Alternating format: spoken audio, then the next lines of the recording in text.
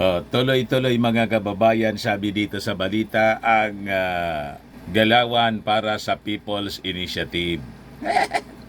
Bakit man niya Mr. Maravillas, magpi-People's Initiative pa?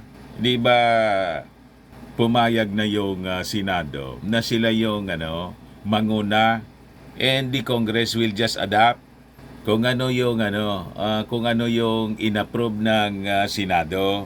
Nagpapasiguro mga kababayan siguro. So, yung ibang mga congressmen na nagtutulak po ng People's Initiative, pati yung mga civic organizations po, kasi sa tingin ko nadala yung mga grupo sa mga past actions po ng Senado. Kaya ito po mga kababayan yung mga balita ngayon.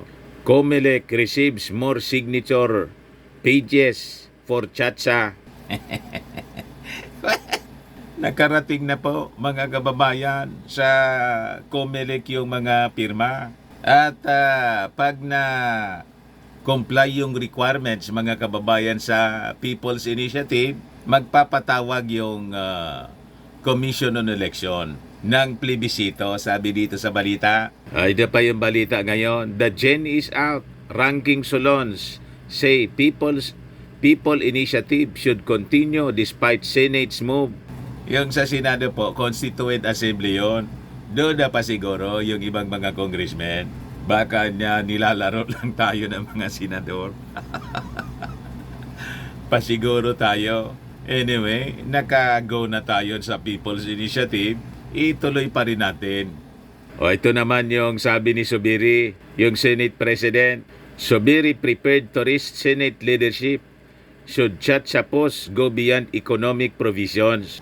Ayaw ng mga senador, mga kababayan, at least the majority ng mga senador ayaw na galawin yung mga political provisions po ng ating konstitusyon. Payag sila sa economic provisions lang. Sabi ni Zubiri po, pag lumampas doon at ipagpipilitan nila, I will resign as Senate President. Yun ang garantiya po ni Senate President Mig Zubiri. But before ko mga kababayan ibigay sa inyo ito mga maiinit na balita ngayon, para mapag-usapan po natin, click subscribe muna dito sa ating YouTube channel and hit the notification bell para lagi po tayong updated sa mga kaganapan dito sa ating bansa. Like and share na rin po ninyo ng ating video. At huwag na rin po ninyo mga kababayan na skip yung ating mga commercial ads para tuloy-tuloy lang ang pag-unlad ng bagong Pilipinas. Sa mga naghanap po ng malinis and spacious fitness gym, punta lang po kayo sa aming Colossal Fitness Gym. We also offer Grab Car Rental with our brand new 2023 model ng Toyota Innova. Also accept booking for those who are planning to travel via PAL, Cebu Pacific and other airline companies, local and international, and bills payment for Meralco Bills, PLDT, etc. Doon sa booking namin po sa mga magta-travel, kahit saan po parte ng kahit saang bansa gusto ninyong magpabook, pwede na po dito sa amin online, pati po sa hotel, para makamura po kayo mga kababayan.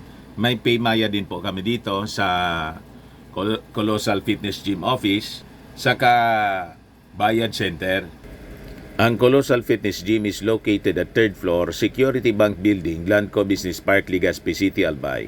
For inquiries, look for Jilon Maravillas, contact number 0966-802-0949. Ito po yung bago naming Innova. Lagi na pong matao dito sa amin. Yan po. Na-set up na rin po namin yung mga bagong gamit, mga gym equipment. Yan po. Lahat yan bago po, mga kababayan. Ito yung dati po. Ito bago po to. May treadmill na din po kami mga kababayan. Yan Ayos pa. Ayos na niya Mr. Maravillas. So ito yung sabi ng mga high-ranking congressmen. The genie is out niya. People's Initiative should continue despite Senate's move. Sila po yung sabi, si Congressman Joey ito ng Albay, ito si Barbers yung isa. Sabi ni Salceda at saka ni Barbers, dapat niya tuloy lang ang People's Initiative or PI despite the Senate's post for a Constituent Assembly. Salceda and Barbers, chairman of the House Committees on Ways and Means and on Dangerous Drugs, respectively, have been backing the PI and its signature campaign even before the Senator's surprise filing nitong resolution of both houses, Resolution number 6. Sabi po nila, I think we should allow the PI to reach its natural course, to reach its local conclusion. It's beyond any politician to stop. In a way, the genie is out of the bottle with respect to PI.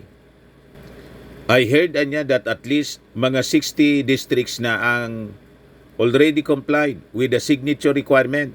Most of them are 20%.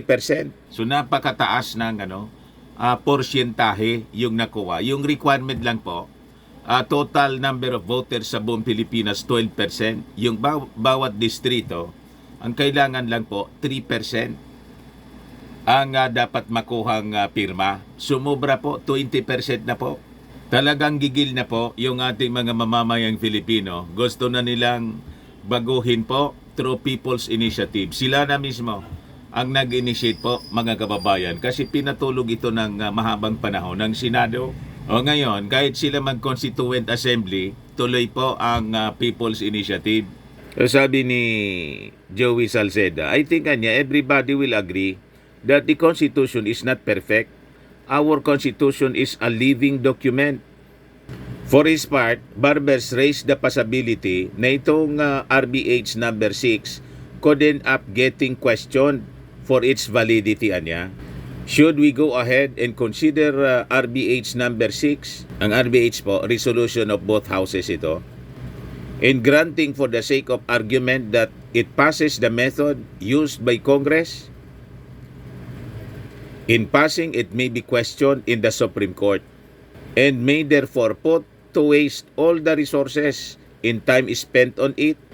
It is therefore my suggestion to my colleagues to study this well before jumping into the fray.